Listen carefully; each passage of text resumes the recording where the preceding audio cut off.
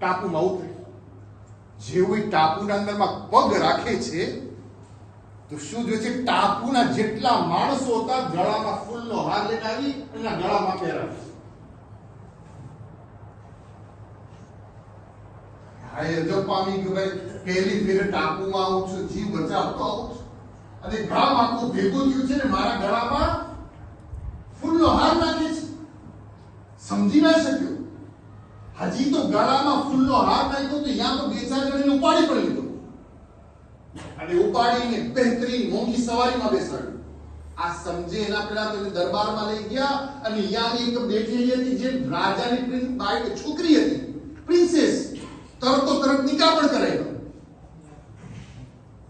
આવું ટાપુ નસીબ થાય.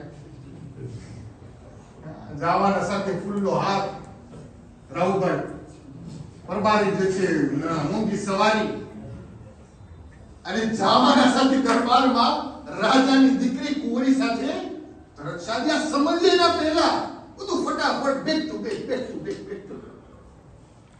ભાઈ સવાલ કરે છે શું? પૂછો તો ખરા હું ક્યાંથી આવ્યો છું, કોણ છું, આવવાના સાથે આટલું બધું? અરે પછી કે છે બાદશાહ કે અમારા ટાપુનો અમારો જે લિંક છે એનો એક કાયદો છે. કાયદો શું છે? કે જ્યારે બાદશાહ બુડો થતો હોય, જેમ હું બુડો થઈ ગયો છું, તો અમે લોકો વાટ જોતા હોય કે આ ટાપુમાં કોઈ મહેમાન આવે અને એ મહેમાન જ્યારે આવે તો શું કરવાનું એના સાથે? એને હાર પહેરાવે, એને લઈ આવે, એની દીકરી સાથે શાદી કરે અને એને પોતાનું શું બનાવી દે? બાદશાહ.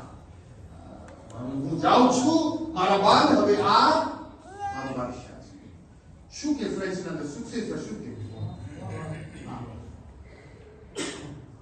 ક્યાં છે એમ વાત છે? હા કા એમ વાત છે. હવે સાંભળજો બરાબર. અક્લમંદ इंसान. હવે બાદશાહ તો મરી ગયો, બુઢો થઈ ગયો, પતિ ગયો અને બાદશાહ બનાવ્યો. આ હુકુમત ચલાવવા લાગ્યો. હુકુમત ચલાવતા ચલાવતા એને એક વઝીર હતો, એના સાથે બહુ મોહબ્બત થઈ ગઈ. વઝીર જે હતો બહુ ચાલાક ઇન્સાન. બાદશાહ જે બન્યો એને શું કે ચાલાક ઇન્સાનની ચાલાકીનો ઉપયોગ હતો. વઝીરને પૂછ્યું કે આ રસમ કેટલા વર્ષથી ચાલે છે?